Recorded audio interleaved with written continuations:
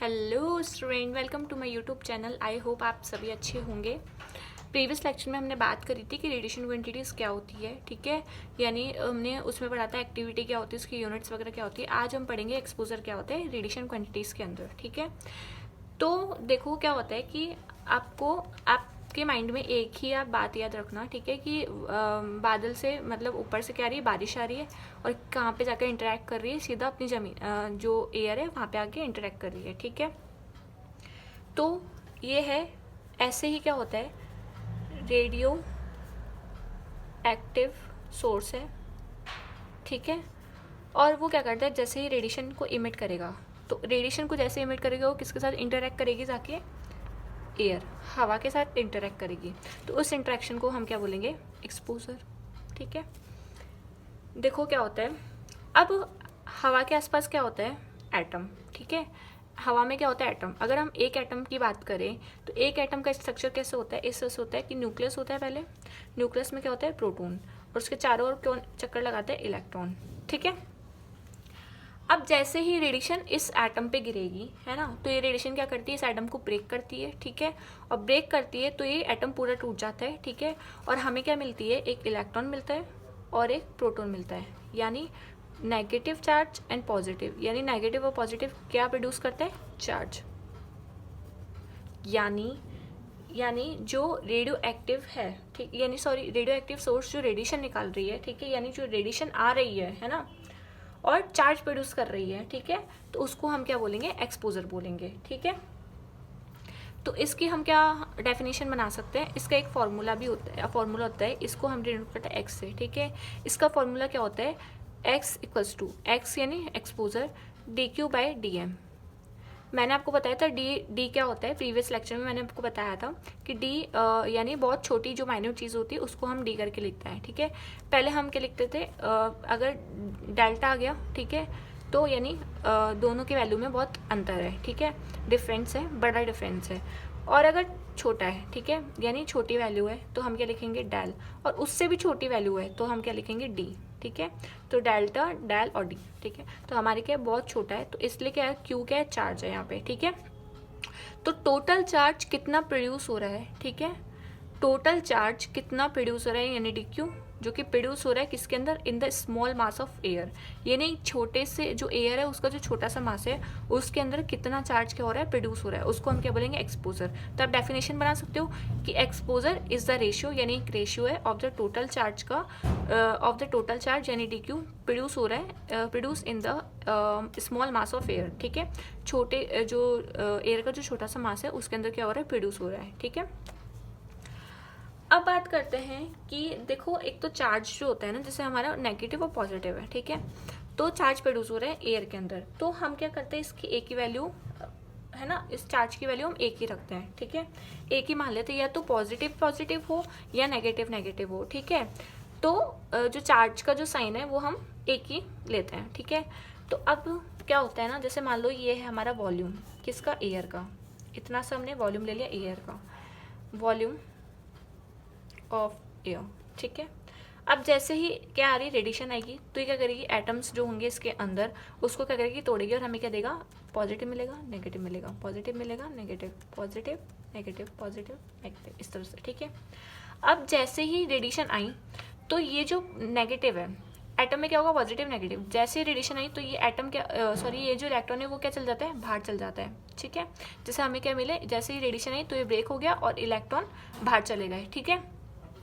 तो जैसे ही इलेक्ट्रॉन बाहर चल जाएंगे तो क्या होगा, मतलब चार्ज में क्या आ गई, कमी आ गई, यहाँ पे क्या होगा, चार्ज की कमी आ गई, ठीक है। जैसे चार्ज में कमी आ गई तो हमारी जो कैलकुलेशन है वो भी रॉन्ग हो जाती है, ठीक है। तो एक्सपोजर में क्या होता है, एक कंडीशन रखी गई है, कंडीशन क्या होती है, वो कंडीशन यही होती है कि जितने भी इलेक्ट्रॉन्स होते हैं जो कि रिलीज हो रहे हैं किसके अंदर, एयर, हवा के अंदर, एयर के अंदर, वो अपनी जो वॉल्यूम है ना, उसका जो वॉल्यूम है उसको जो स्पेस है उसको छोड़ के ना जाए, ठीक है, उस वॉल्यूम की स्पेस को छोड़ के ना जाए, ठीक है। तो all the electrons release in the air do not leave that the certain volume air, जो एयर की जो वॉल्यूम है, ठीक है, वॉल्यूम जो है एयर का उसकी प्लेस को छोड़ के ना जाए, ठीक है, यानी ये जो इलेक्ट्रॉन है वो बाहर ना जाए, ठीक है। तो ये कंडीशन है किसकी, एक्सपोजर की। तो हम लिख सकते हैं कि ऑल इलेक्ट्रॉन जो कि रिलीज्ड है इन the air do not leave that certain volume of air. ठीक है, गॉट इट। अब बात करते हैं इसकी कैरेक्टरिस्टिक क्या होता है, एक्सपोजर का क्या कैरेक्टरिस्टिक है। देखो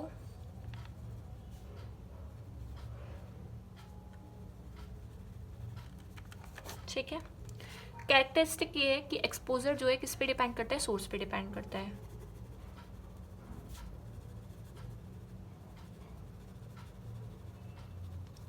यानी आपने 11th और 12th में एक फॉर्मूला पढ़ा था फोर्स का, फोर्स इक्वल्स टू के Q1 Q2 upon R square. ठीक है, ये क्या है, इनवर्स स्क्वायर लॉ।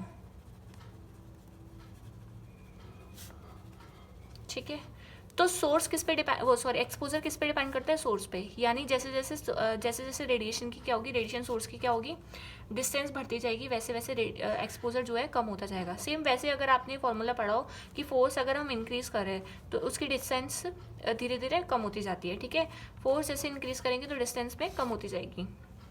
ठीक है, तो उसी तरह से क्या होता है, एक्सपोजर डिपेंड करता है सोर्स पे। यानी जैसे जैसे रेडिएशन की सोर्स की डिस्टेंस बढ़ती जाती है वैसे वैसे एक्सपोजर भी कम होता जाता है। ठीक है, और ये क्या फॉलो करता है, इनवर्स स्क्वायर लॉ। यानी इनवर्स स्क्वायर लॉ, इनवर्स में और स्क्वायर है। ठीक है, तो स्क्वायर लॉ को क्या करता है, फॉलो करता है। ठीक है, कि जैसे जैसे जो सोर्स की जो डिस्टेंस है वो बढ़ती जाती है वैसे वैसे जो एक्सपोजर है वो भी कम होता जाएगा। Got it. अब बात करते हैं इसकी लिमिटेशंस की क्या है। इसकी लिमिटेशन ये है कि ये सिर्फ एक्सरे और गामा रे पे एप्लीकेबल है। ठीक है, यानी जो एक्सपोजर है वो हम एक्सरे पे और गामा रे पे ही एप्लीकेबल कर सकते हैं। तो applicable only for x-ray and gamma ray. और कौन से एक्सरे गामा रे, जिनकी एनर्जी क्या हो 3 MeV और उससे लेस हो। ठीक है, ठीक है, एक तो एप्लीकेबल करते हैं एक्सरे और गामा रे पे। ठीक है, जबकि जो वैल्यू होती है, मतलब जो एनर्जी होती है एक्सरे और गामा रे की, वो कितनी होनी चाहिए, 3 MeV यानी मेगा इलेक्ट्रॉन वोल्ट, और उससे कम होनी चाहिए। Got it.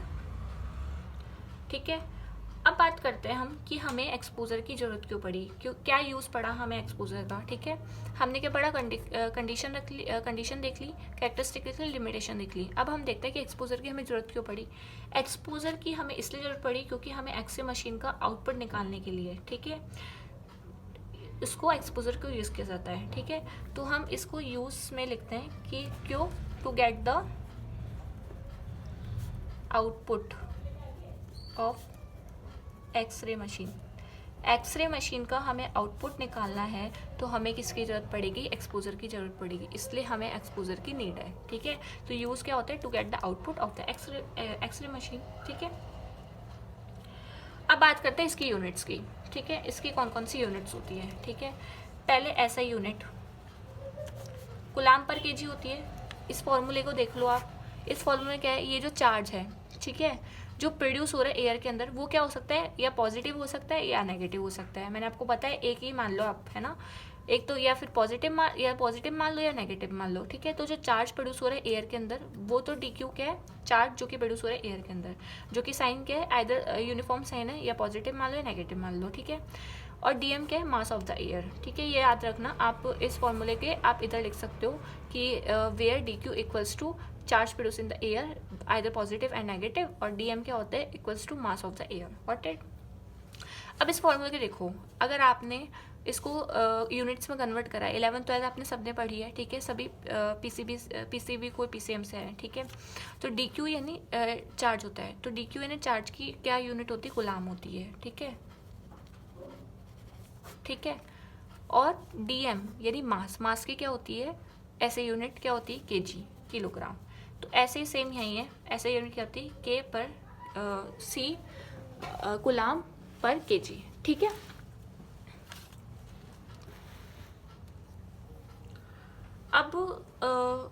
अब इसकी क्या होती है, एक स्पेशल यूनिट होती है, स्पेशल यूनिट। स्पेशल यूनिट क्या होती है, इसकी रॉन्जन होती है। ठीक है, इसकी स्पेशल यूनिट क्या होती है, रॉन्जन होती है। ठीक है, अब देखो रॉन्जन होता क्या है, आपको एग्जामिनर 5 नंबर में पूछ लेता है कभी कभी कि रॉन्जन लिखो, ठीक है, ऐसे पॉइंट्स करके लिख देगा, पहले कुछ और डाल देगा, दूसरे या तीसरे में देगा रॉन्जन, और तीसरा कुछ और दे दे, चौथा कुछ और दे देगा। तो इस तरह से क्या होता है, 5 नंबर पूछ लेता है कभी कभार रॉन्जन क्या होता है। तो आपको पहले रॉन्जन के बारे में लिखना है, भाई रॉन्जन होता क्या है, ठीक है। तो रॉन्जन जैसे हमने x equals to D Q by D M, ठीक है, इसकी ये फॉर्मूला लिख दिया, ठीक है। उसके बाद क्या होता है रॉन्जन, यानी x तो क्या होता है यहाँ पे वैल्यू ऑफ एक्सरे या गामा रे, रॉन्जन में क्या होता है जो वैल्यू है किसकी, ऑफ एक्सरे की एंड गामा रे की, ठीक है। डी क्यू यानी चार्ज, तो कितना चार्ज प्रोड्यूस हो रहा है, 1 ESU चार्ज, है ना, डी क्यू यानी 1 ESU चार्ज। और कितना चार्ज प्रोड्यूस हो रहा है किसके अंदर, कितनी एयर के अंदर, यानी मास, ठीक है।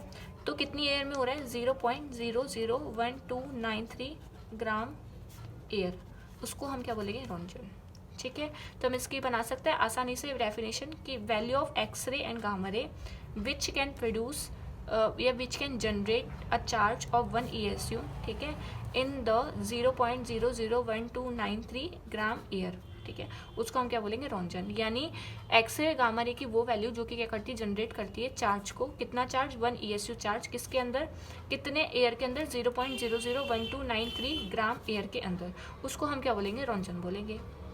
Got it. अब देखो रॉन्जन के बारे में हम इतना सा कैसे लिखेंगे, ठीक है। तो रॉन्जन के बारे में आप और डिटेल में लिख सकते हो कि एक तो ये यूनिट है, किसको मेजरमेंट करती है, एक्सरे एंड गामा रे को मेजरमेंट करती है, ठीक है।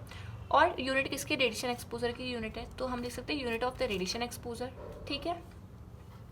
उसके बाद हम एक और करते हैं, और अगर आपको और बढ़ाना हो तो आपके लिख देना लिमिटेशंस लिख देना इसकी, ठीक है, लिमिटेशंस वगैरह लिख देना इसकी कि भाई इतने एप्लीकेबल होता है, और इसकी जो एनर्जी होती है, इसकी जो एनर्जी होती है MeV और लेस होती है। और एक और बात, इसका जो लिमिटेशन है वो it is measure in air, यानी एक्सपोजर किस में मेज़र किया जाता है, हवा के अंदर मेज़र किया जाता है, ठीक है, क्योंकि रेडिएशन हमारी कहाँ गिर रही है, एयर के अंदर, और ये सब कार्यक्रम कहाँ हो रहा है, हमारी हवा के अंदर, उसके एटम्स के अंदर, ठीक है। तो सारा कार्यक्रम कहाँ हो रहा है, एयर के अंदर, तो आप एयर को पकड़ो सीधा, ठीक है। तो इसलिए एक्सपोजर को अगर हमें मेज़र करना हो तो कहाँ पे मेज़र करना पड़ेगा, हवा के अंदर यानी एयर के अंदर। Got it. अब 1 रॉन्जन में कितने किलोग्राम होता है, 1 रॉन्जन में कितने कुलाम पर केजी होते हैं, तो 2.58 इंटू 10⁻⁻⁴ कुलाम पर केजी होता है, ठीक है। और कितने 1 कुलाम केजी में कुलाम पर केजी में कितने रॉन्जन होते हैं, तो 1 कुलाम पर केजी में हमारे 3876 रॉन्जन होते हैं। ये आपको रटना ही पड़ेगा, ये वैल्यू जो है दोनों वो आपको रटनी पड़ेगी, ठीक है।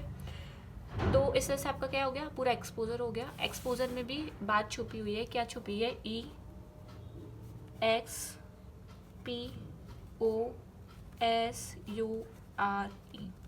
अगर आपको ट्रिक बता रही हूँ मैं आपको लर्न करने के लिए, ई से क्या होता है, यानी एनर्जी, ई से एनर्जी कितनी चाहिए इसमें, 3 MeV, यानी एक्स और गामा रे जो होता है 3 MeV होने चाहिए या फिर उससे लेस, तो इसमें एनर्जी होती है जो कि 3 MeV, ठीक है। एक्स यानी एक्स एंड गामा रे होते हैं, गामा रे, ठीक है। पी से क्या होता है, किसके प्रेजेंस में, एयर के प्रेजेंस में, प्रेजेंस ऑफ एयर। ओ से क्या होता है, ये क्या करते हैं, ओबे करते हैं, क्या ओबे करते हैं, इनवर्स स्क्वायर लॉ, ठीक है।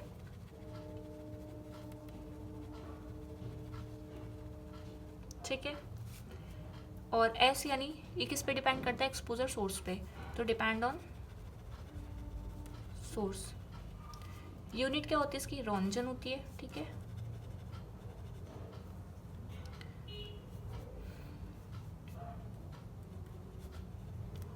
ये आप यूनिट लिख देना, ठीक है।